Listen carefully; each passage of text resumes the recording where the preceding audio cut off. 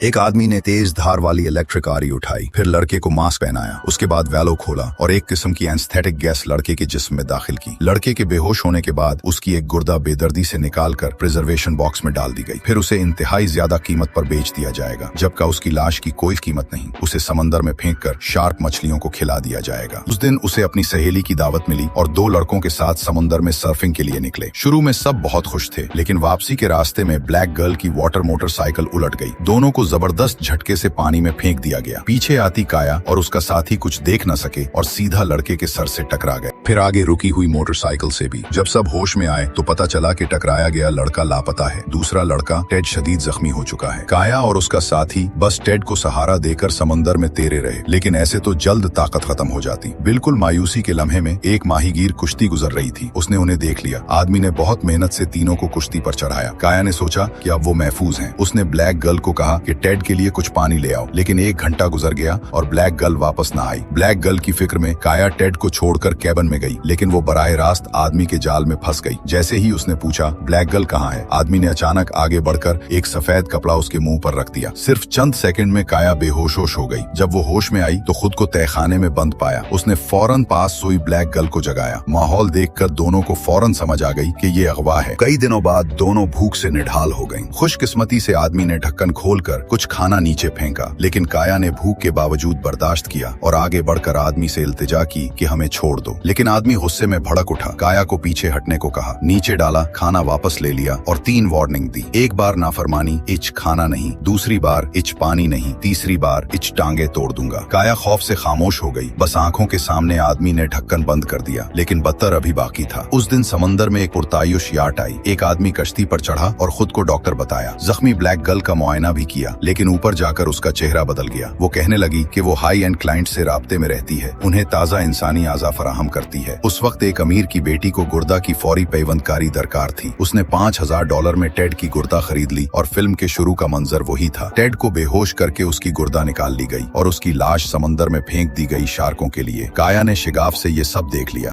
लेकिन वक्त बहुत जल्द आ गया। इसी रात डॉक्टर और आदमी दोबारा तहखाने में आए। एक फोटो ली और ब्लैक गर्ल को बाहर घसीट लिया। उन्हें उसका जिगर चाहिए था, लेकिन दोनों ने सोचा भी न था कि तहखाने में काया खामोश नहीं बैठी। उसने जान लड़ाकर वेंटिलेशन खोला, उससे रेंगते हुए डेक पर पहुंच गई। फिर ड्राइविंग रूम में जाकर रेडियो से मदद मांगी, लेकिन कोई जवाब न आया। घबराहट में पहले ब्लैक गर्ल को ढूंढने निकली, लेकिन चंद कदम ही गए थे कि आदमी वापस आ गया। खुशकिस्मती से उसकी तवज्जो पैसों पर थी। काया को न देख सका। काया मशीन रूम में छुपकर ऊपर की मंजिल पर पहुंची। खिड़की से देखा तो ब्लैक गर्ल बेहोश पड़ी थी। डॉक्टर उसका पेट चीरने वाली थी। काया के पास कोई अच्छा हथियार न था। छुरी, कुल्हाड़ी, सब बेकार। आखिर में कोने में मछली मारने वाली गन, फिश स्पीयर गन पड़ी थी। वो दूर से मार सकती थी। काया ने उसे उठाया, चुपके से करीब गई। जैसे ही डॉक्टर फिर चेरने वाली थी, काया ने ट्रिगर दबा दिया। डॉक्टर का पेट छिलनी हो गया। वो लड़क गई। काया ने तेजी से ब्लैक गर्ल को छुड़ाया, लेकिन डॉक्टर ने आखिरी दम पर काया का गला पकड़ लिया। खुशकिस्मती से ब्लैक गर्ल होश में आई। पास पड़ी सर्जरी की छुरी उठाकर डॉक्टर के गले में घोंप दी। जब आदमी आया तो डॉक्टर की लाश देखकर समझ गया कि दोनों भाग गईं, लेकिन आदमी नफ्सियाती तौर पर मजबूत था, घबराया नहीं। पहले लाइफ बोट को पंक्चर कर दिया ताकि दोनों ना भाग सकें। फिर कश्ती पर तलाश किया, कोई ना मिला तो सर्च लाइट समंदर पर डाली। तब पता चला कि दोनों याट की तरफ तीर रही हैं। आदमी ड्राइविंग रूम में गया कश्ती चलाने, लेकिन काया ने पहले ही फ्यूल पाइप काट दी थी। आदमी को लगा कि उसने इन 2 औरतों को कम समझा। कश्ती से याट 300 मीटर दूर थी। आधे रास्ते पर ब्लैक गर्ल जख्मों की वजह से न तीर सकी। मजबूरन काया को कहा कि तुम अकेली जाओ। काया ना चाहते हुए भी अकेली याट पर चढ़ गई। ड्राइविंग रूम में रेडियो से मदद मांगी। कई कोशिशों बाद क्वेस्ट गार्ड का जवाब आया। उन्होंने काया को बताया कि बेकन सिग्नल डिवाइस ढूंढो, उसे समंदर में फेंको, हम सिग्नल से तुम्हें तलाश कर लेंगे। काया बेकन लेने जा ही रही थी कि डेक पर कदमों की आवाज आई। आदमी पीछे से आ गया था। काया वापस ड्राइविंग रूम में गई, सिग्नल गन उठाई, लेकिन आदमी पहले ही पीछे से आया। उसका हाथ पकड़कर कंट्रोल कर लिया। काया के खौफजदा चेहरे के सामने उसने छुरी काया के बाएं पेट में घोंप दी। अचानक हमले से काया कुछ न कर सकी, लेकिन मरना भी न चाहा। उसने आदमी का चेहरा छूकर हमदर्दी जगाने की कोशिश की। जिस लम्हे आदमी की तवज्जो हटी, काया ने जमीन पर पड़ी सिग्नल गन उठाई और उसे गोली मार दी। आदमी काया के सामने मर गया, लेकिन काया का पेट जख्मी था। बेकन करीब था, मगर ताकत न थी। वो बेहोश हो गई। जब होश आया तो सबसे पहले समंदर में जद्दोजहद करती ब्लैक गर्ल याद आई। आखिरी ताकत से बेकन पकड़ा, रेंगते हुए किनारे पहुंची। आखिरी दम पर बेकन फेंकने ही वाली थी कि हाथ से छूट गया। मायूसी में काया ने आंखें बंद कर ली। खून बहता रहा, लेकिन किस्मत ने साथ दिया। जहाज के झूले में बेकन खुद किनारे से गिरकर समंदर में जा गिरी। गिरी। एक बीप के बाद सिग्नल निकल गया। अगले दिन सुबह कोस्ट गार्ड की टीम यार्ड पर पहुंची। काया के पास सिर्फ एक सांस बाकी थी। आदमी का ऊपरी जिस्म सिग्नल गिन से जलकर कोयला हो चुका था। 300 मीटर दूर ब्लैक गर्ल भी मिली। इलाज के बाद काया की जान बच गई। दोनों बहनें एक दूसरे को देखकर मुस्कुराईं। शायद यही गहरी बहनों की मोहब्बत थी जिसने उन्हें मौत के पंजे से छुड़ाया।